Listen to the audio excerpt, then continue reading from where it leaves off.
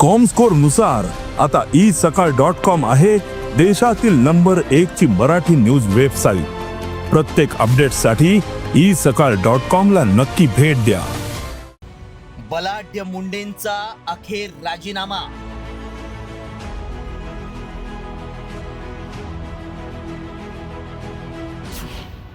मंत्रीपद गेलं, आता आमदारकी जाणार।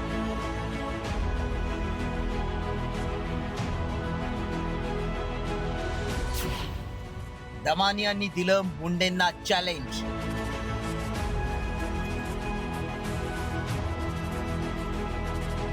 श्री धनंजय मुंडे यांनी माझ्याकडे आपला राजीनामा दिलेला आहे। त्यांचा राजीनामा मी स्वीकारलेला आहे। सरपंच हत्या प्रकरणाच्या तब्बल 85 दिवसांनंतर धनंजय मुंडेंनी मंत्रिपदाचा राजीनामा दिलाय। सरपंच हत्या प्रकरणाचा मुख्य सूत्रधार वाल्मिक कराडच असल्याचं समोर आल्यानंतर मुंडेंच्या राजीनाम्याच्या मागणीनं जोर धरला होता। तर आता मुंडेंच्या मंत्रिपदाच्या राजीनाम्यानंतर अंजली दमानी यांनी आपला मोर्चा धनंजय मुंडेंच्या आमदारकीकडे वळवत मुंडेंना चॅलेंजच दिलंय।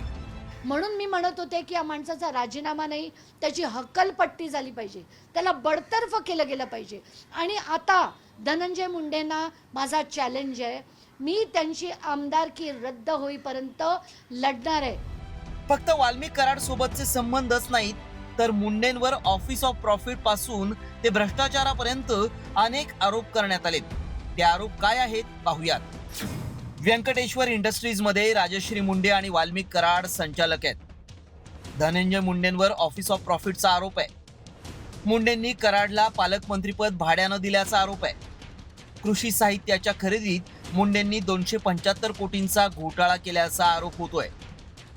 बीड जिल्हा नियोजन विभागात मुंडेंनी 72 कोटींचा घोटाळा केल्याचा देखील आरोप होतोय।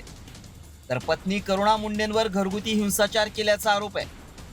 धनंजय मुंडेंवर पीक विमा घोटाळ्याचा देखील आरोप आहे। याशिवाय हार्वेस्टर घोटाळ्यात मुंडेंचा सहभाग असल्याचा आरोप केला जातोय। अंजली दमानी यांनी सरपंच हत्या प्रकरणी धनंजय मुंडेंच्या राजीनाम्याची मागणी लावून धरली होती। आता मुंडेंचा राजीनामा घेण्यात आलाय। यातच दमानी यांनी आता मुंडेंची आमदारकी रद्द करण्याचं आव्हान दिलंय।